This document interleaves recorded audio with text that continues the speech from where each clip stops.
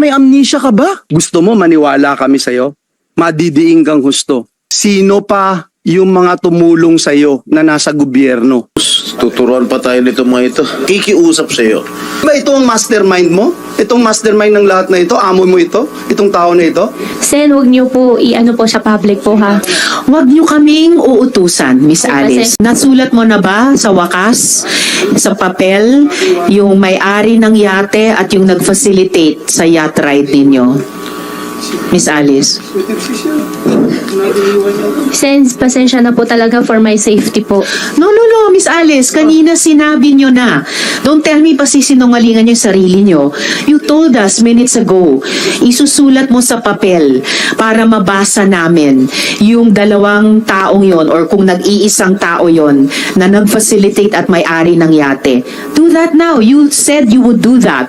Opo, Sen, hingi lang po sana po ako ng malaking tulong po sa inyo na isusulat ko po pero huwag niyo po Sige. po sa public. Okay, Isulat mo sige. na. Sulat mo na. Huwag mo na kami turuan. Tsaka yung pangalan ng yate, kung alam mo kung ano yung pangalan ng yate. Dahil sa pagkakaintindi ko, lahat ng mga yate may mga pangalan yan.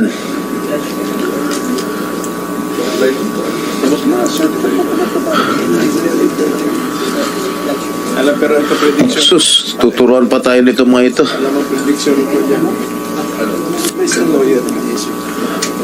Madam Chair, Before Sen JV, yan, Miss Alice. Isulat mo na para makasunod yung ibang mga tanong. Kapag Sen sinusunod JV. ni Alice, again, I'd like to reiterate that she narrate her escape story because I think this will be very vital in this investigation kasi po dito natin may kukumpara eh. No? This will be able to compare and confirm some of the previous information that we got from other resource persons.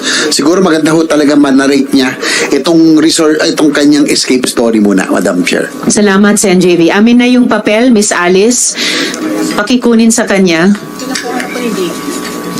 Sen, huwag niyo po i-ano po sa public po ha. Huwag niyo kaming uutusan, Miss Alice. Pasensya na po. Yes, SP Pro Temp. Itong pangalan na sinulat mo, ikaw ba humingi ng tulong sa kanya o kusa siyang tumulong sa'yo? Humingi po ako ng tulong po. Actually, hindi tulong po yung hiningi ko po sa kanya. Ano hiningi mo? Actually, to be exact, medyo pinagsalitaan ko po siya na hindi maganda. Ano yun? Ano yung hindi magandang pinagsalitaan mo sa kanya? Sen, kung kailan po, hindi ko po talaga siya pwede i-disclose po sa public. Bakit mo siya pinagsalitaan ng hindi maganda tapos siya tumulong sa'yo, nag-facilitate ng transport ng pagtakas mo rin sa Pilipinas? Opo, Sen, hindi ko lang talaga siya pwede i-discuss Hindi po nga, sa ang public. tanong ko sa'yo, pinagsalitaan mo siya na masama, pero siya ang nag-facilitate nung pagtakas mo rito sa Pilipinas. Kung pinagsalitaan mo siya ng masama, siyempre ako, pag pinagsalitaan mo masama, hindi na kita tutulungan. Di ba? SP Pro Temp, bago sumagot, sana si Miss Alice, the Chair would like to recognize yung presensya ni Sen Migs. Salamat sa iyong pagdalo. Salamat kayo. At si Sen Bongo. Salamat. Pakisagot na yung tanong ni SP Pro Temp. Kinailangan pa niyang itanong ng 2 beses. Oo nga po eh. Pero katulad po nung na-mention ko po kanina, hindi ko po talaga siya pwede i-disclose lang po sa public. Madam Chair, isa lang. Bago si Sen Bong Revilla, the Chair would like to appreciate the presence of Sen Grace. Thank Salamat you. po. Yes, Isa lang, Alice, okay. SP Alice, Pro Temp una, and then Sen Bong. Bakit hindi mo pwedeng i-divulge sa publiko? Ano ba? May sikreto ba kayo? This is just a simple question. No, pinagsalita mo sama, absurd. Para sa akin, it's weird. Tapos, siya pa ang tumulong sa'yo na makatakas sa Pilipinas. Sen, it's really about security na po talaga. Di ba you feel safe? You're under the custody of the Philippine National Police. Yes po. You're under the custody of NBI. Now Opo. you're under the custody of the Senate. And Opo. we will protect you. Opo. Oh, why don't you want to divulge everything here?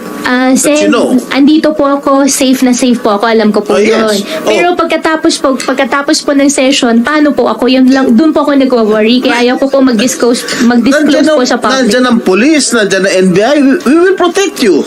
Just as long as you tell the truth. At saka Miss Alice, yung papel, yung pangalan na sinulat mo sa papel, actually lumabas na yung pangalan niya sa hearing eh. Tinanong ko na kayo tungkol sa taong yan. Nasaan ba siya ngayon? As of today, hindi ko po alam na saan po Nasa siya. Taiwan, Madam Chair. Okay, SP Pro Tem. Okay, isa lang. Itong taong binanggit mo. In line with ano? Itong, Yes, oo. Itong taong sinulat mo, holder ng 5 passport to. Are you aware of it? Sen, hindi po ako aware na holder Yes, po siya eh. ng 5. Holder ng passport ng KITS, Nevis, China, Cyprus, Dominica, tsaka Cambodia. He's a holder of 5 passports. And based from the information I received, he's now in Taiwan. Now, please, ako nakikiusap ako sa iyo. Kami sa committee to nakikiusap sa iyo na magsabi ka lang ng buong katotohanan. We are here to ferret out the truth. The whole truth and nothing but the truth. Yung tanong ko lang sa iyo napakasimple. Sino ang humingi ng tulong? Ikaw ba humingi ng tulong dito sa taong yung pangalan na sinulat mo? Sige na. Sen, hindi po tulong po yung hiningi ko po sa kanya talaga. So Pinagsalitaan ko po talaga siya ng hindi maganda. Ano nga? Doon po nag-start. Why did he or she felicitate your escape from the country? Kung pinagsalitaan mo siya na masama. Yun lang naman eh. Bakit siya Siguro nag-facilitate? po dahil isa na rin na sa tingin ko lang po, no, baka nagigilty na rin po siya. Nagigilty saan? Opo. Isa na nangyayari po ngayon sa akin. Dahil... Tingin ko lang po. Bakit siya nagigilty? Bakit siya nagigilty? Sen, kung okay lang po na hindi ko po siya It's not disclose po okay. sa It's not public. okay with me. Ikwento mo na. Total, nandito na tayo lahat. Pasensya na po, Sen. I refuse to answer po for my own safety po. SP Pro Tem, gusto mag-interject. Yung safety mo, sagot na namin. Sagot Isa na lang, ng sagot. PNP. Isa lang tanong, isa lang. Isa lang. With the indulgence of SP Pro Tem, Ah. Senbong. Jing, isa Lydia. lang, isa lang. Tumakas ka ba o itinakas ka? Anong difference? Ikaw ba yung tumakas, Miss Ikaw Alice? ba O yung tumakas taong ito o sa papel, itinakas ka? tinakas ka niya?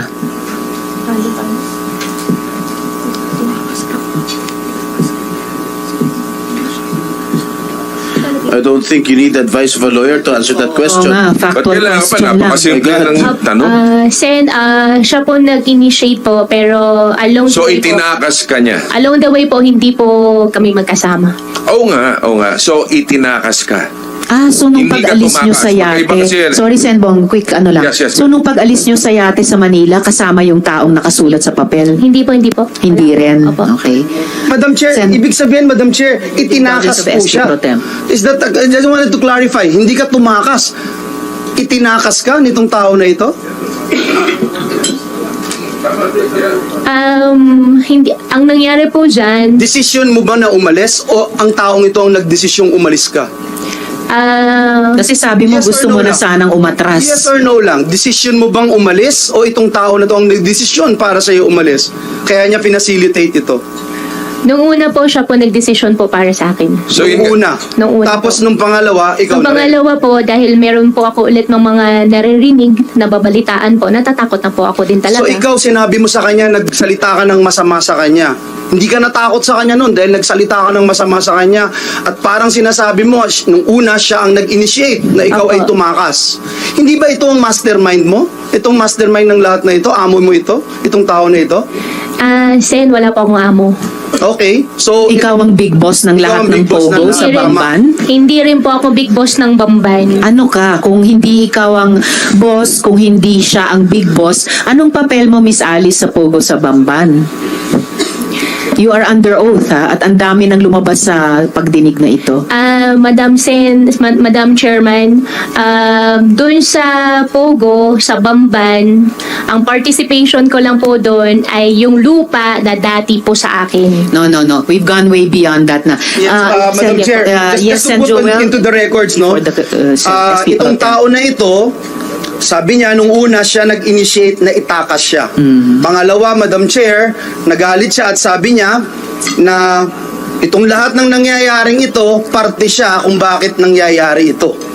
Inamin niya na yon, Madam Chair. So, ibig sabihin, Madam Chair, itong tao na ito, malaki ang, hindi man niya amo ito, malaki ang participation nito sa mga illegal activities niya, Madam Chair. Just to put that on record. Yes, salamat, Sen. Joel. Madam Chair, only one Yes, SP question. Pro Tem. Madam Alice, ito bang pangalan na sinulat mo sa papel? Ito ba nagtangka sa buhay mo to? Ito ba yung nagtatangka sa buhay mo? Nung huli po, hindi po siya exactly, pero meron din po ako nabalitaan. Na siya? Ito sinulat mo? Nung huli na po. Kaya nga, so anong motive? Kung itong taong ito na sinulat mo sa papel, nagtatangka sa buhay mo, bakit siya? Sa umpisa, hindi naman po ganun eh. Oh. Sa umpisa, okay naman po lahat. Oh, ngayon, nung bandang huli, Nung bandang huli lang po. Oh, Nung bandang huli, marami na rin po ako narinig. ano yung mga narinig mo? Sen, I refuse to answer po for my safety po, please. Actually, dahil nasabi mo na sa amin na hindi na kayo good nitong taong ito, and in fact, sagot mo kay SP Pro Temp, isa siya na nagbabanta o parang nagbabanta sa iyo. All the more, dapat sabihin mo yung lahat ng totoong alam mo, ginawa niya, para yung proteksyon na ibinibigay na ng PNP, maaring ibigay ng NBI, ibinibigay ng Senado, ay yan ang proteksyon mo laban kahit sa taong iyan. So yung foreign national po na tumulong po sa kanya, paano po yun mapapanagot? I don't know because he is a foreigner. He is a Chinese national and allegedly, based on the reports that I have received, he fled the country and he is now in Taiwan. Sir, ano yung character ng foreign national, Chinese national? I heard that he is the boss of all the bosses of Congo. So, possible namang galing din sa kanya yung threat kay I do not know. I do not have any idea. But if you remember, at sabi ni Alice Goo, yun daw nag-facilitate ng kanyang pagtakas, sinabihan daw niya ng hindi magandang salita. So I asked her, kung sinabihan mo siya ng hindi magandang salita, bakit siya nagpa-takas sa'yo? Bakit siya nagpahiram ng yati sa'yo? So ang aking conclusion doon, malamang siguro, kaya siguro itinakas si Alice Goo papunta sa ibang bansa, baka ikanta niya ito nag-facilitate ng kanyang pagtakas. So, possible nga may threat. Maybe. Sir, just for the record yung pwede na po may reveal kung sino po yung sinulat ng pangalan? Well, maybe I'll just give the bigay ko na lang kay Senator Risa yung